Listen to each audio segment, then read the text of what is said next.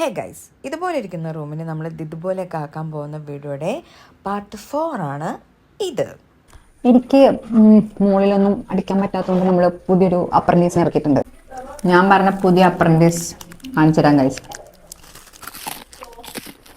അതാണ്, ഇതാണ് ഷാബു, എൻ്റെ ഹസ്ബൻഡാണ്. ഗൾഫിൽ നിന്ന് വന്നതാണ്. ഖത്തറിൽ നിന്ന് അങ്ങ് ഇറക്കിയത്.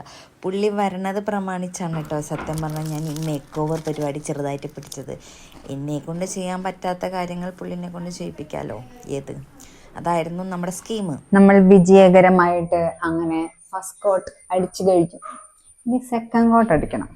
അങ്ങനെ ഫസ്റ്റ് കോട്ടും സെക്കൻഡ് കോട്ടൊക്കെ അടിച്ചു കഴിഞ്ഞു. ബാക്കി കുറച്ച് പെയിൻറ്റിൻ്റെ അഭാവഗതി ഉണ്ടായിരുന്നു. അപ്പം നമ്മൾ വേറെ പരിപാടി പിടിച്ചു. വേറൊരു പോർഷൻ മാത്രം വേറെ കളർ കൊടുത്തു. നമുക്കപ്പോൾ അടിച്ചു കഴിഞ്ഞപ്പോൾ പെയിൻറ്റ് ബാക്കി വേണമായിരുന്നു.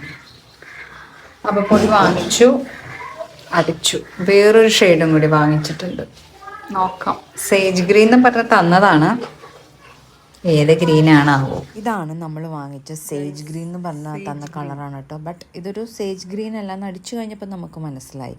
അപ്പോൾ ഇതിലെനിക്ക് മിക്സിങ്ങും ബാക്കി പരിപാടികളും മാത്രമേ എനിക്കുള്ളൂ കേട്ടോ. അപ്പോൾ പുള്ളി തന്നെ കേട്ടോ ഈ പരിപാടിയൊക്കെ ചെയ്തുകൊണ്ടിരിക്കുന്നത്. കാരണം ഇത് പോട്ടേക്ക് ഇങ്ങനെ പൊട്ടിയിട്ട് അടക്കം മറന്നുപോയി ഗൈസ് ഞാൻ. അപ്പോൾ ആ ഉള്ളൊരു പെയിൻറ്റ് വെച്ചിട്ട് തന്നെ നമ്മൾ അഡ്ജസ്റ്റ് ചെയ്താണ് ഓരോ കാര്യങ്ങളൊക്കെ ചെയ്യുന്നത്. ഏത് ഫുദ്ദി അങ്ങനെ ലാസ്റ്റ് സ്റ്റേജിലെ നമ്മുടെ പെയിൻ്റ് അടിയാണ് ഇപ്പോൾ നടക്കുന്നത് കേട്ടോ. അങ്ങനെ പെയിൻ്റൊക്കെ അടിച്ച് അവശതയായി കിടക്കുന്ന ഞാനും. നിങ്ങൾ വിചാരിക്കുക എന്ത് കാര്യത്തിനാണ് ഞാൻ അവശതയെന്ന്. കണ്ടും നിന്നും ഒക്കെ അവശതയായിപ്പോയി ഗൈസ്. അത്രേ ഉള്ളൂ. ഇതും നിങ്ങളിപ്പോൾ കരുതും ഞാൻ എന്താ വല്ല പരിഷ്കാരിയാണ്, കണ്ണാടിയൊക്കെ വെച്ച് പെയിൻ്റ് അടിക്കുന്നല്ലോ എന്ന്. സത്യം പറഞ്ഞാൽ കണ്ണിൽ കുറച്ച് പെയിൻറ്റ് പോയായിരുന്നു ഗൈസ്.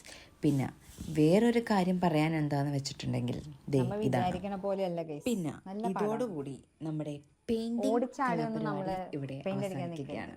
അടുത്ത വീഡിയോ ആയിട്ട് കാണാം. ബൈ.